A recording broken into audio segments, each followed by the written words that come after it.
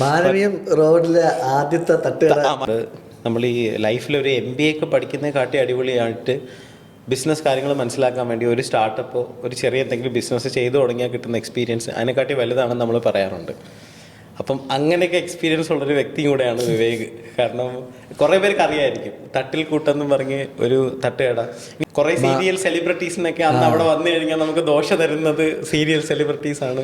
മാനവീയം റോഡിലെ ആദ്യത്തെ തട്ടുകട. മാനവീയ റോഡിലെ ആദ്യത്തെ തട്ടുകട. അപ്പം എങ്ങനെയായിരുന്നു അതിൻ്റെ എക്സ്പീരിയൻസ്? അതായത് തട്ടിൽ കൂട്ട് തുടങ്ങുന്നതിൻ്റെ ഐഡിയ മുതൽ എങ്ങനെ അത് പോയി? കാരണം ആ സമയത്ത് മീഡിയയിലൊക്കെ നടക്കുന്ന സമയത്ത് അപ്പം മാത്രമല്ല അതിൻ്റെ അകത്തും ഈ പറഞ്ഞ ബേക്കറി നടത്തുന്ന ഒരാളെന്നുള്ള രീതിയിലാണ് അതിൻ്റെ അകത്ത് ബേക്കറി സൂരജ് എന്നുള്ള രീതിയിലായിരുന്നു. അപ്പം ഇങ്ങനൊരു സംഭവം നടന്നപ്പോൾ ഭയങ്കര ഹൈപ്പും കാര്യങ്ങളൊക്കെ ആയിരുന്നു.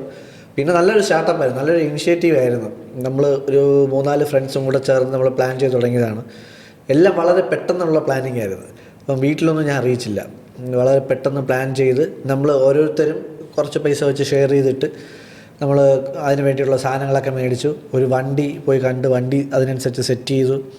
ഒന്നാമത്തെ സംഭവം എന്ന് വെച്ചാൽ നമുക്ക് ആർക്കും ഇതിനുള്ള എക്സ്പീരിയൻസ് ഇല്ല. ഈ പറഞ്ഞ കുക്ക് ചെയ്തിട്ടുള്ളതോ സാധനങ്ങൾ മേടിച്ച് അതിന് ശരിക്കും ഒരു പെണ്ണിൻ്റെ കൈ തന്നെ ഉണ്ടെങ്കിൽ നമുക്ക്, അല്ലെങ്കിൽ നമ്മൾ മുമ്പ് ഈ ഹോട്ടലോ കാര്യങ്ങളോ നടത്തിയ എക്സ്പീരിയൻസ് ഉള്ള ഒരു വ്യക്തിയായിരിക്കണം. അല്ലെങ്കിൽ നമ്മൾ അത് നടത്തിക്കുന്ന ആരുടെങ്കിലും ചോദിക്കും. ഇതൊന്നും നമ്മൾ ചെയ്തിട്ടില്ല.